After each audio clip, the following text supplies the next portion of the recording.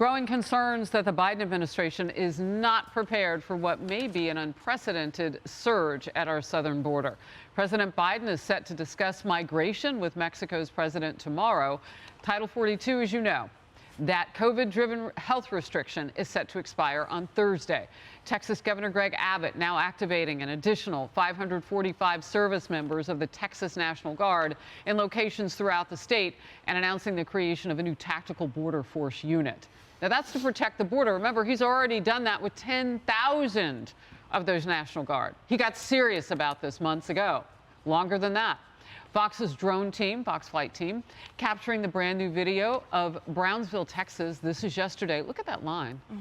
Those are people who are waiting to be processed after crossing the border. Many of them illegally, is what our people on the ground have told us. Most of them single adults. And this may just be the calm before the storm. Meanwhile, DHS Secretary Alejandro Mayorkas still can't seem to explain what's behind the border rush. Why is it happening? Big surge in the last couple weeks, and if you're seeing this big of a surge ahead of May 11th or May 12th, what are you expecting come May 12th? It's very difficult to identify the cause. You know, the challenge of migration is, in one aspect, it's dynamism. It is a very complex phenomenon. Bill Himmer. Yes. The root cause investigation is like, oh, I don't know, Watergate-like. What is going on? Back to Managua we go, the root right? cause so we can solve this already. Bill Maloogian said 55,000 were crossed the border over the last 7 days. Right. The What is largest that, number. Is that 7,000 to 8,000 a day? Largest number he's seen. Right, and the number is going to go higher. I heard what Governor Abbott said yesterday. He said, we don't need 1,500, we need 15,000, or we need 150,000. He's probably right about that. I guess my question would be, as we're going to see all this stuff from our drone cameras down there on Thursday, on Friday, into the weekend, into next week, I don't know when you turn the faucet off. I'm not sure about it. Look, I didn't think it would go on for 2.5 years, and it has. So I was asking my question, what are you doing to dissuade those who are willing to make this trip? And I'm just reading from the New York Times. What's the date today? The 7th, right? Is today May 7th? No, May 8th. Today's the 8th. Thank you very much. Yesterday this is. It says they have built temporary facilities to house thousands more migrants, hired contractors, and cut processing time for people in custody. They have taken steps to encourage a more orderly flow of migration. None of this says don't come. No, all of it says all please of it says, and we'll do it faster for you. Yeah. And there are a lot of people that, you know, one of your former bosses, Kayleigh, Mike Pence, was on with us last week. You know, he just thinks the administration is filled with a lot of open borders policy, open border society people. Well, you had it both right. And you're pretty much seeing that right now, that they are entitled to come to our country is what a lot of folks apparently think in charge. Go ahead. Your thought. Yeah, I think that's exactly right, and the former vice president's exactly right. 11:59 p.m. on Thursday, Title 42 expires.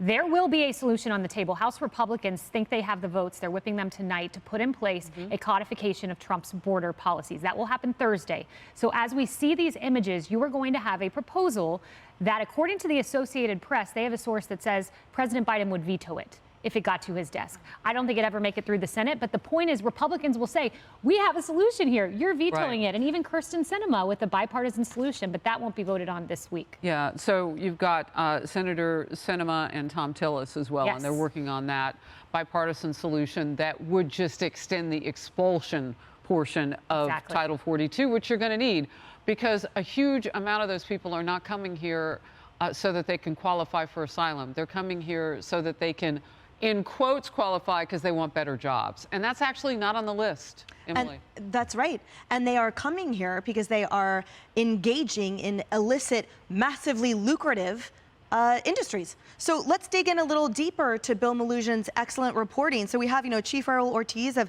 the U.S. Border Patrol. He says in the past 72 hours, we had these staggering numbers that Bill then broke down, an average of just under 8,800 per day. He's never seen that volume. None of us have in terms of these daily reportings. And within those apprehensions, almost 7,400 getaways, by the way, 165 pounds of marijuana, 83 pounds of meth, 66 pounds of cocaine, 11 pounds of fentanyl, 5 pounds of heroin, Thousands of dollars worth of cash, firearms, 3 sex offenders, 1 wanted felon, 1 gang member. That's just the tip of the iceberg. And yet, for some reason, Mayorkas, whose salary our tax dollars pays, continues to fail at articulating, again with specificity, the push factors and the pull factors that bring the illegal immigrants here.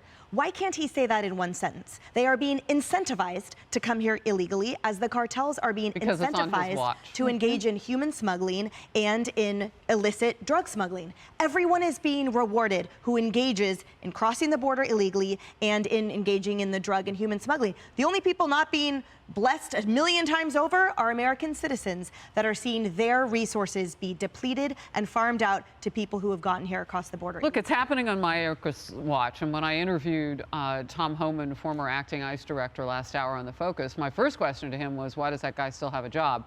Anyway, he talked about Biden's move recently to send 1,500 men and women from our military to the border. Here it is. He's sending 1,500 troops down there for one reason: to do administrative duties like transportation and food catering and stuff that some border patrol agents have to do. The 1,500 aren't doing anything for border security. This is simply to release more agents to process quicker and release quicker. This administration, the only thing they've done on this border, Harris, is send more people to the border to process quickly, release quickly, because they care about the optics. If there's no overcrowding, then there's no crisis. This is all they've done from day one.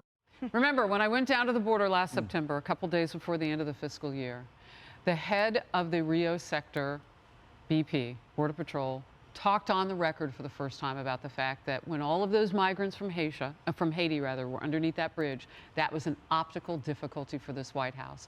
Mayorkas called, his office called and said, can we say that that's not real? Is that made up? Got it on tape. Look, Emily mentioned 7,400 gotaways. That's a problem. Some of them potentially are cartel members. Right. Absolutely. And there are, as you guys are pointing out, there are no disincentives for people to continue to come across the border. There are 2 issues. They're not disincentivized, and the border, there are far too many free access points for people to come across. And why wouldn't they come? You come here, our policies say you can have free health care, free shelter, a cell phone, and we have government-funded nonprofits to help you make that transition cush for you. For Republicans to win this next election, they need to be strong when it comes to immigration. President Biden's role was to roll back all of President Trump's policies, and that is what has resulted in chaos at the border. It boils down to something very simple, as what we do is research in mice.